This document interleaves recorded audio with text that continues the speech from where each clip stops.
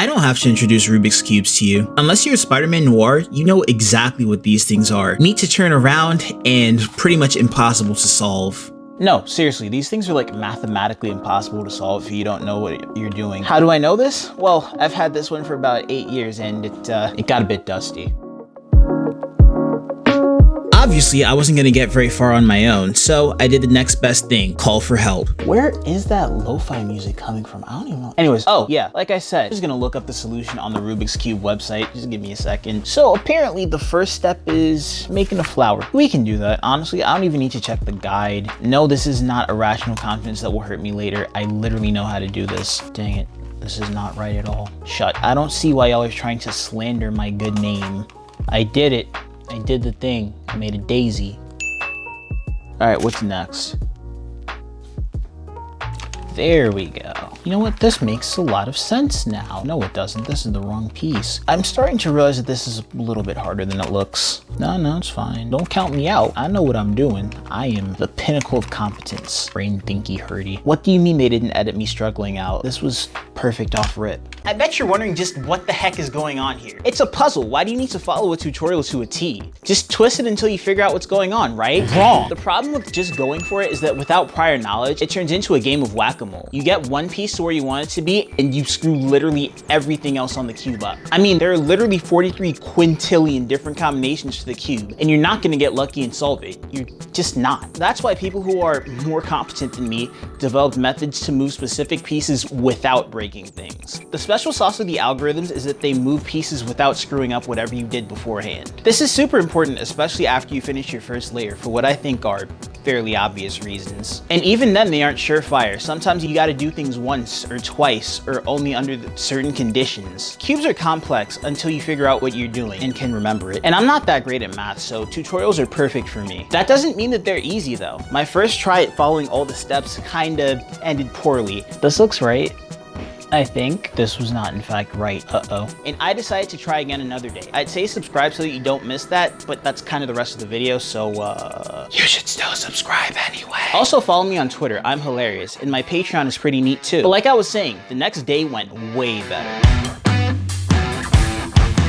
Day 2! Give it up for day 2! Today, I'll see how many times I have to look at the instructions to get this figured out. Hopefully it's not that many.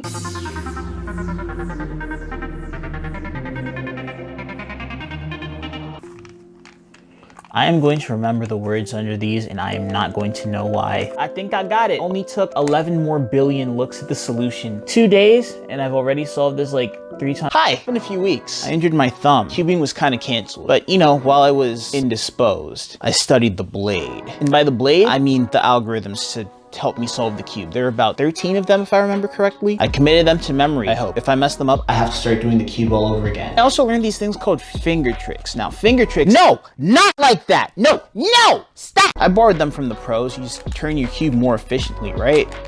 But you see that? I just flick it around, flick the top, flick the bottom, wherever I want to flick it, right? I don't have to pay too much attention to like going like,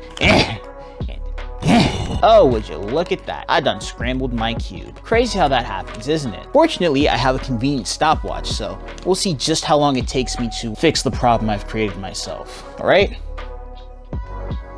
Ready, go!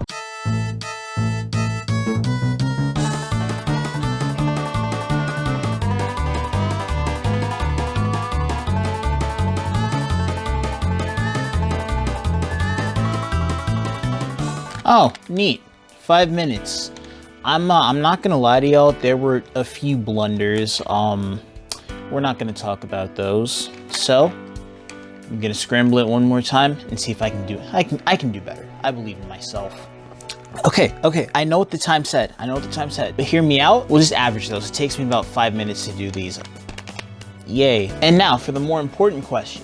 Should you learn how to solve a Rubik's Cube? It's not hard to do. Honestly, if I hadn't been, injured, I would have learned how to do this in like an afternoon. Once you know what you're doing and you can recognize a few patterns, you're like off to the races. But honestly, I don't know if it was worth it. Like now that I can solve it and do it in like 5 minutes tops, magic is kind of gone, you know? It's demystified and I don't know if I like that. Should you learn how to do it though? Of course. Now you can win bets. If someone's like, you can't solve that. Chook, chook, chook, chook.